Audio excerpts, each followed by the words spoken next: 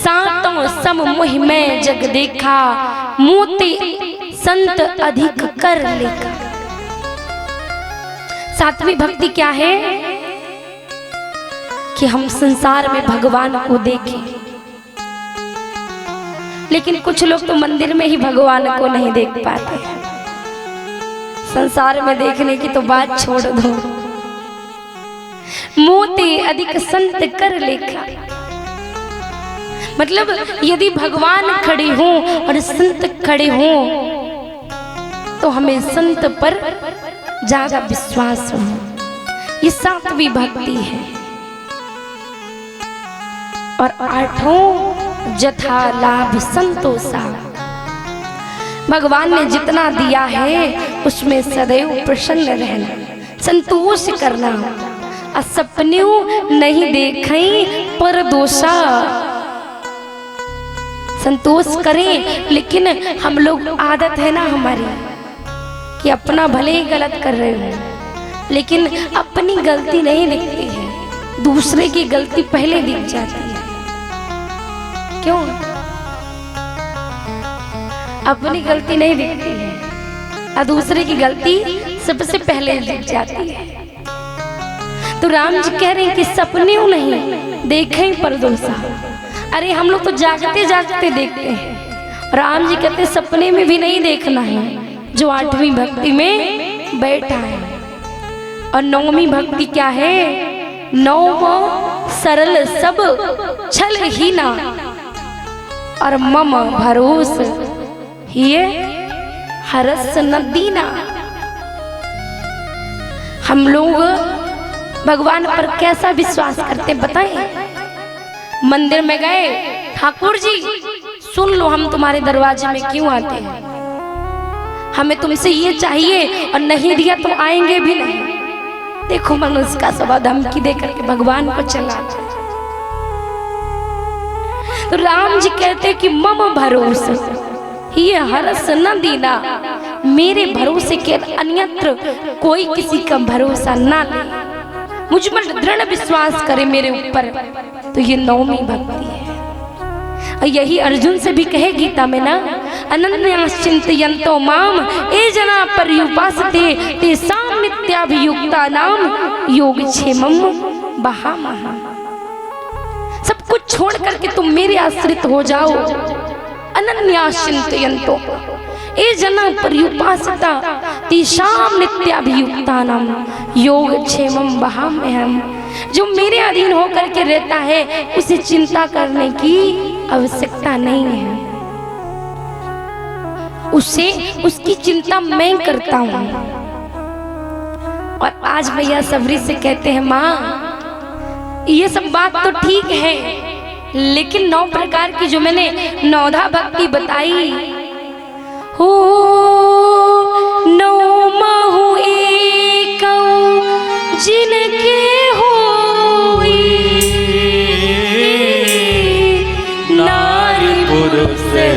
सचराचर कोई। राम सिया राम सिया राम जय जय राम, राम सिया राम सिया राम जय जय राम।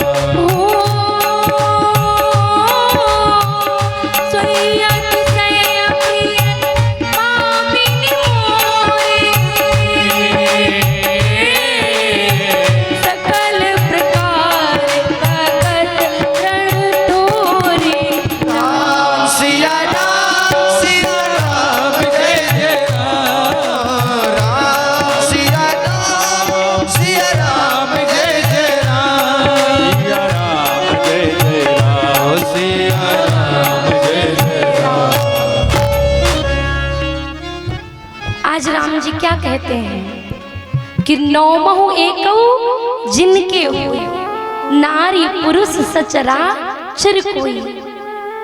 और ये इन 9 प्रकार की भक्तियों में यदि एक भी भक्ति किसी के हृदय में है तो वो मेरा प्रिय है। लेकिन धन्य हूं मां आपके हृदय में तो 9 भक्ति विराजमान है। सुन अतिशय प्रिय भामिनी बाता, मानहु एक भगत करना था। और उसके बाद कही माँ ने देखा प्रभु प्रसन्न है। आज मैया भगवान के लिए कंदमूल फल लेकर के आई और बेर लेकर के आई है, राम जी को दे रही हैं। तो देखो हम लोग सोचते हैं ना, अरे बड़े पवित्रता से भगवान को भोग दे। भगवान पवित्रता भी नहीं देखते हैं, क्या देखते हैं? भाव देखते हैं। भाव प्रधान होना चाहिए।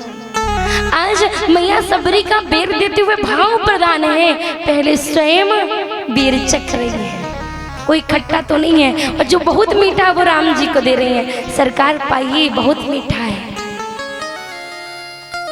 राम जी मैया के मुख की तरफ निहार रहे हैं और पाते जा रहे हैं। लक्ष्मण जी को भी मैया दे रही हैं, पर लक्ष्मण जी बैरागी हैं, किसी का जूठा नहीं खाते हैं। तो लक्ष्मण जी झूठा नाटक कर रहे हैं, मुंह चबा के कुछ खा रहे हैं जैसे, लेकिन सब बेर फेंकते जा रहे हैं। अब भगवान के सामने चतुराई किसकी चलती है? थोड़ी देर तो लक्ष्मण जी का नाटक चला, पर राम जी सोचने लगे ये भक्ति की कुटिया में बैठा है और अगर इससे अपराध हो गया तो ठीक नहीं है। राम जी ने लीला की। राम जी बेर सबरी से लिए, स्वयं खाए, बोले लक्ष्मण देखो कितना मीठा है। लक्ष्मण जी समझ गए कि मेरी चोरी पकड़ी गई और उन्हीं बेरों को लक्ष्मण जी खाने लगे।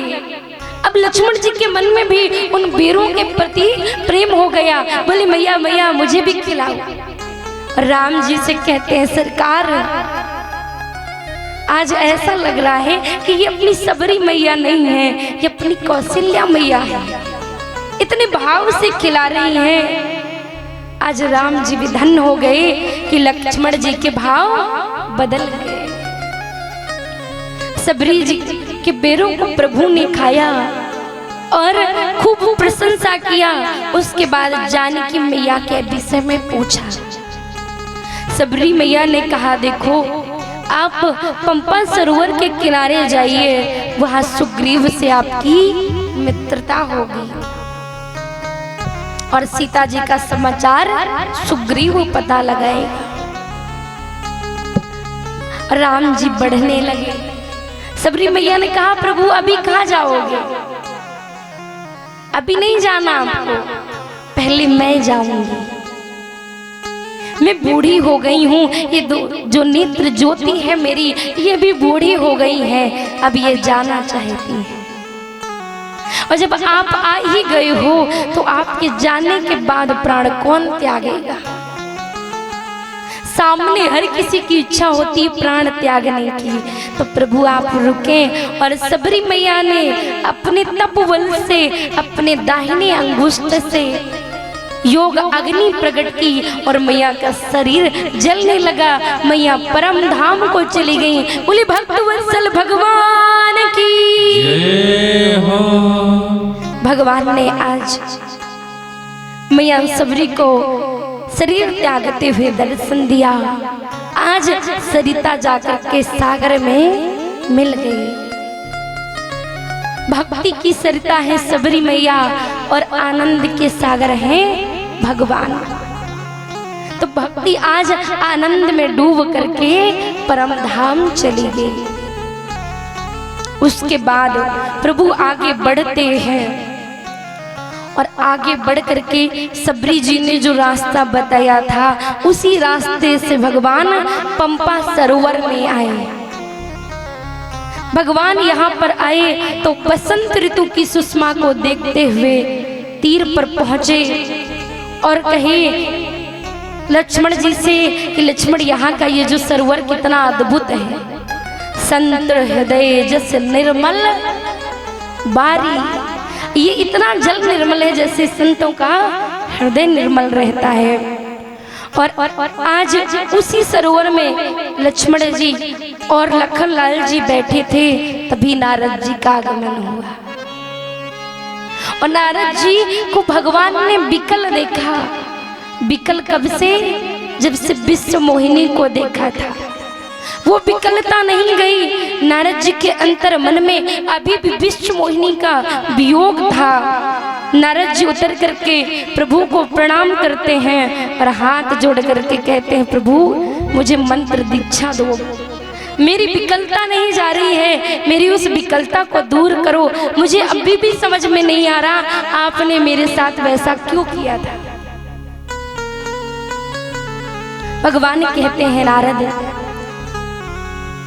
यद्यपि प्रभु के नाम अनेका, श्रुति कहे अधिक एक ते का।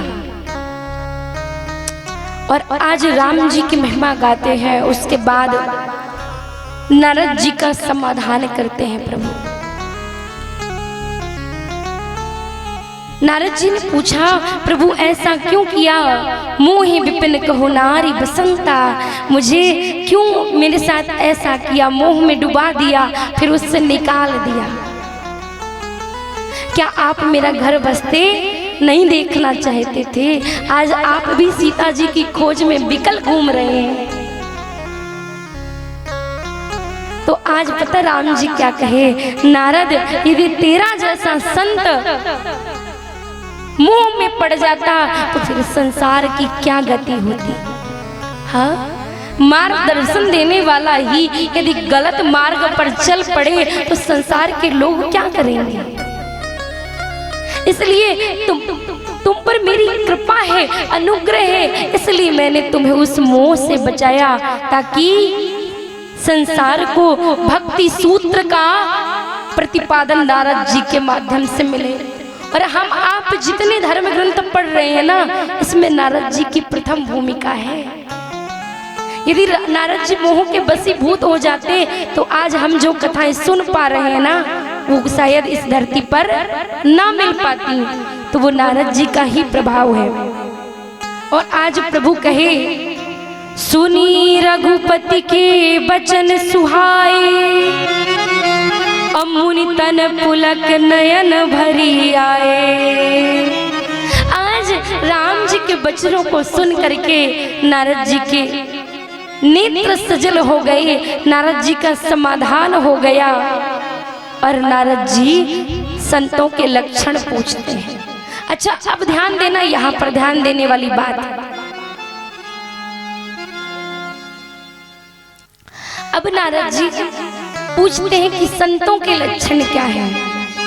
तो भगवान कहते हैं, सुनो नारद, संतन के लक्षण रघुवीरा, संतन के लक्षण रघुवीरा, संतन के लक्षण रघुवीरा, संतन के लक्षण रघुवीरा, कहु नाथ भंजन भवभीरा, कहु नाथ भंजन भवभीरा, कहु नाथ भंजन भवभीरा, कहु नाथ भंजन भवभीरा। श्री राम जय राम जय राम,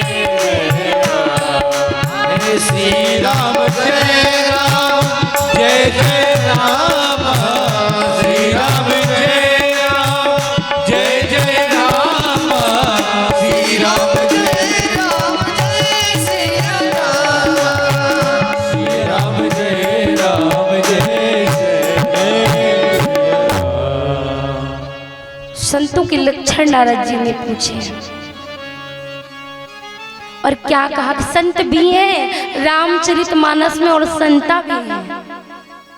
कल आया था ना कि नारद देखा विकल जयंता, अल्लाह की दया कोमल चित संता।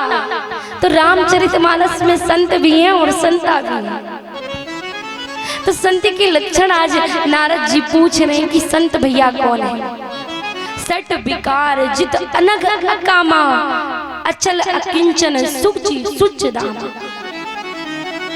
जिनके हृदय में 6 प्रकार के विकार हैं, सट विकार हैं, समझ लो वो संत नहीं है। आप लोगों को कभी पहचानना हो कौन संत है तो कैसे पहचानेंगे? संत की पहचान है कि उसमें 6 विकार नहीं होंगे। काम नहीं होगा, क्रोध नहीं होगा, लोभ नहीं होगा और मद नहीं होगा और ईर्ष्या नहीं होगी। ये 6 विकार हैं। अच्छा, ईर्ष्या पता क्या है? ईर्ष्या को बोलते हैं मात्सर्य। मात्सर्य जानते हो? नहीं जानते, पर मच्छर सब लोग जानते हैं। क्यों जानते हो ना? और मच्छर आकर के बाहर से आदमी को काटता है तो आदमी बहुत चतुर है, बढ़िया मॉर्टिन लगा लेता है, अगरबत्ती लगा लेता है, मच्छरदानी लगा लेता है कि मच्छर ना काटे। लेकिन जो मात्सर है भैया वो अंदर से काटता है। मच्छर जो है वो बाहर से काटता है, लेकिन मात्सर जो है वो अंदर से काटता है। अब बाहर काटेगा तो बहुत सारे साधन हैं, लेकिन जब अंदर काटेगा तो क्या करोगे?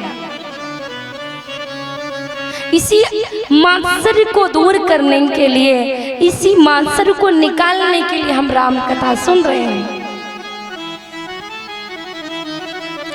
वो मात्सर्य पता है, मत्तः अग्रसरति इति मात्सरः।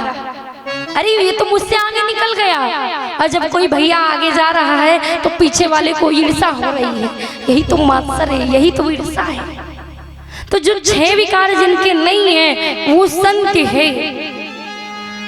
संत अनग अर्थात निष्पाप होता है, अकामी अर्थात जिनके मन में कोई कामना नहीं होती, अकिंचन होता है, अपरिग्रही होता है, शुचि होता है मतलब पवित्र होता है, और सुख धाम जिसके पास जाने से हमें आनंद की अनुभूति होती हो, जिसके पास बैठने से हमें अच्छा लगता हो, हमारे दुख दूर होते हो, वो संत है। ये संतों के लक्षण राम जी ने अपने मुख से बताए हैं। नारद जी ने संत के लक्षण पूछे, उसके बाद अंत में प्रभु कहते हैं कि देखो, गावहि सुनहि सदा मम लीला, गावहि सुनहि सदा मम लीला, गावहि सुनहि सदा मम लीला, गावहि सुनहि सदा मम लीला। हेतु रहित परहित रसशीला, हेतु रहित परहित रतिलीला, मुनि सुन साधुन के गुण देते, मुनि सुन साधुन के गुण देते, मुनि सुन साधुन के गुण देते, मुनि जन साधुन के गुण देते, मुनि जन साधुन के गुण देते, कहीं न सकहि सादर सुधि, कहीं न सकहि सादर सुधि, यहाँ कहीं न सकहि सादर सादर सादर सुधिते। ये संतों के लक्षण बताए कि गावहि सुनहि सदा मम लीला। संत लोग अपनी महिमा नहीं गाते, हम लोग किसी के पास जाते हैं तो अपनी महिमा गाते हैं। अरे मैं इतना बड़ा आदमी हूँ, मेरा ये व्यापार है, मेरा ये परिवार है, पर संत क्या कहते हैं? सब मेरे राम जी का है। यहाँ बैठा हूँ ये भी मेरे राम जी का है, आगे जाऊंगा कोई मिल जाएगा कुछ खिला देगा, वो भी मेरी राम जी की कृपा हो। सब में राम जी मम गुण गावे, जो जिसकी पहचान ही राम जी है, जिसकी पहचान ही राम जी हो वो संत है। अच्छा, आपकी पहचान क्या है? हाँ, आप क्या कहोगे? देखो आज 9वां दिन है, कुछ तो सीख के जाओ। क्या कहोगे यहाँ से जाने के बाद मेरे कि हम कौन हैं? कोई आपसे पूछेगा तुम कौन हो तो क्या कहोगे? हाँ, क्या कहोगे? बताओ, फिर हम बताएंगे। बताओ सही क्या कहोगे?